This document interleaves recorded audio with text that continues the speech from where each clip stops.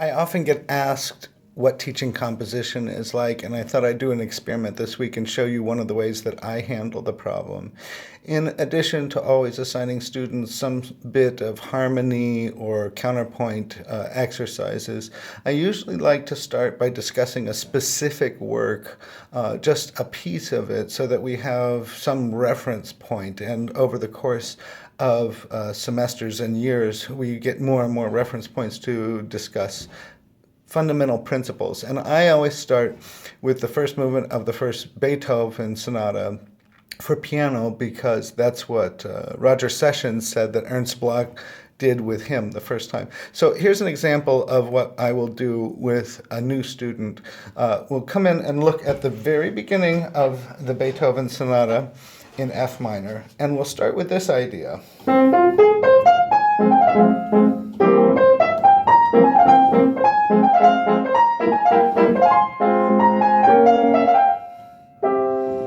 The first thing to notice is that I ask questions like, how does music go?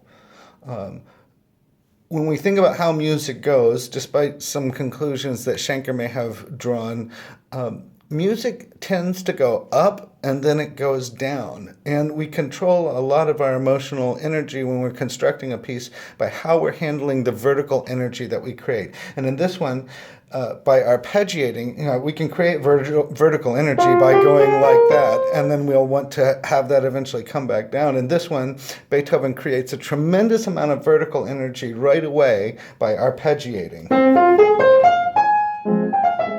And notice that he dissipates that vertical energy by stepping down. This is a fundamental principle of composition that's been around since Josquin and maybe before. If you leap up, you need to step down afterwards. The same works the other way. If you leap down, you probably want to step up in the last direction. But the main idea is we go up very fast and we take a brief step down, and then after we go up very fast,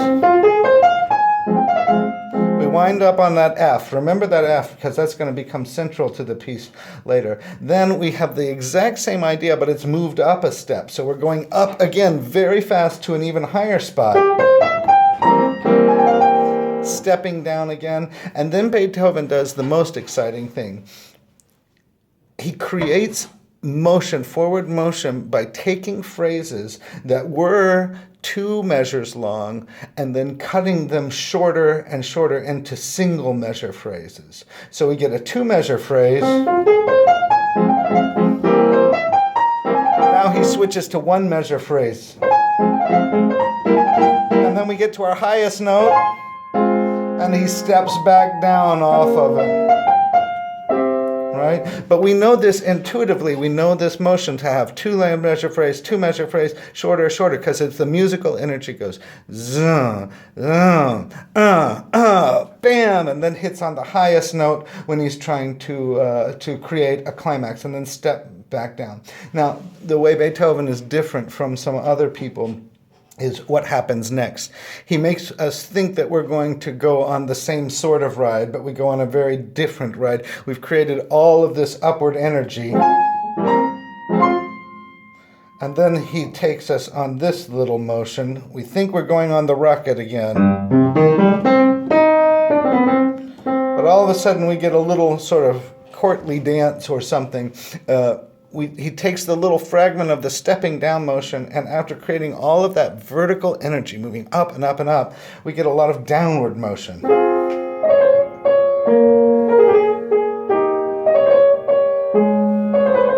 And more downward motion.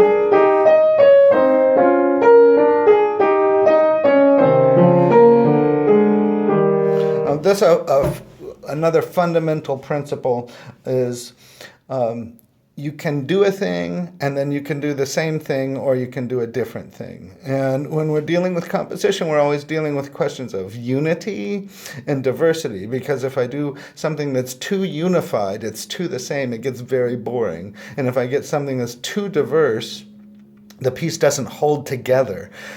So in this case, the big question is, how many times can you do a thing as a composer without it getting boring? And the general answer in the West, in Western music, is you can do a thing 3 times. By the 3rd time, you better be going in a new direction. It's definitely true in Beethoven, and I'm not addressing minimalism right now, because that's not really Western music. So in this case, we see Beethoven 3 times, right? First time is this. Second time, he adds some notes in the left hand so that it's a little bit different. Right? Third time, something's different. We have octaves.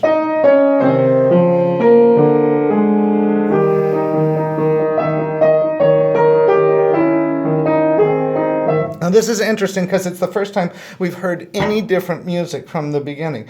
All the way up to this point, everything has been derived from this opening thing. Everything comes from that. And then all of a sudden, we have a new sound, a new feeling.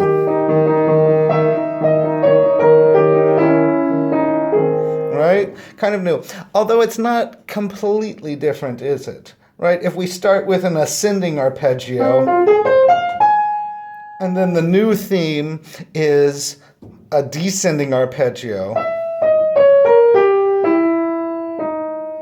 right? You can see that they're clearly related. This is a great time to think about the idea of economy. That is, even though you can do, if we take a step back and we say, we've done a thing at the beginning and now we're going to do a different thing, it doesn't mean that the different thing is totally unrelated to the first thing.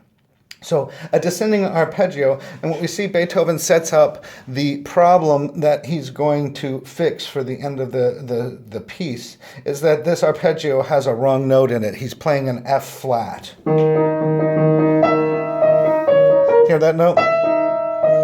It's not supposed to be an F flat. We're in A flat major by this point, and we should have an F natural, but we have a wrong note in the piece, and we're going to have to fix that. And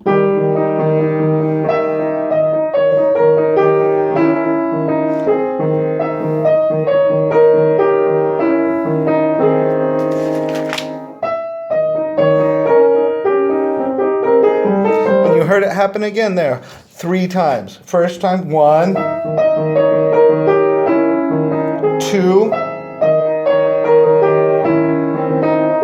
By the 3rd time, you better be heading somewhere else.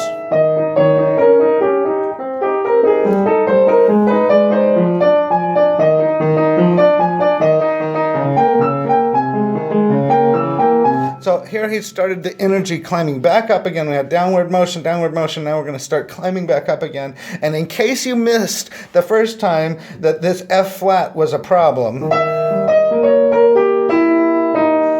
he starts climbing up, and the climax of this climb up in this little section here is that he makes sure that you hear that on a very high note, the highest note we've heard so far, we get that F flat again. That's the wrong note still. And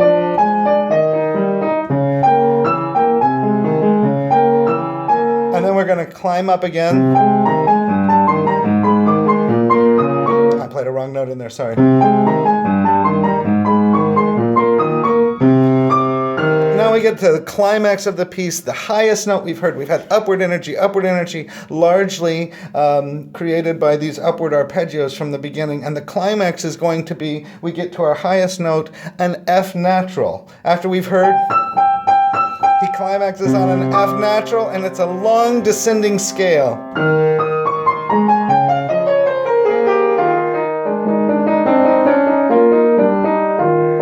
In case you missed it the first time, when he hits that climax note, the highest note, he jumps up to it by a 3rd, and we get this descent. So we've ascended so many times by arpeggios, now he's going to dissipate all that ascending energy by a scale going down. And then in case you missed it the first time, he's going to repeat it, but watch, at the next time he does it, we're going to leap up to it by a 6.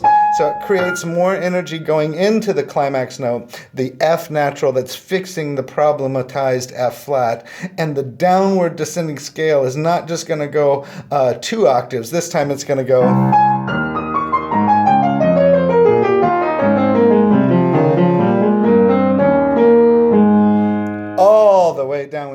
3-octave descending scale to take away the energy that we've created by ascending so quickly on those arpeggios. That's the big climax, and all that remains is that we are going to end off the piece now.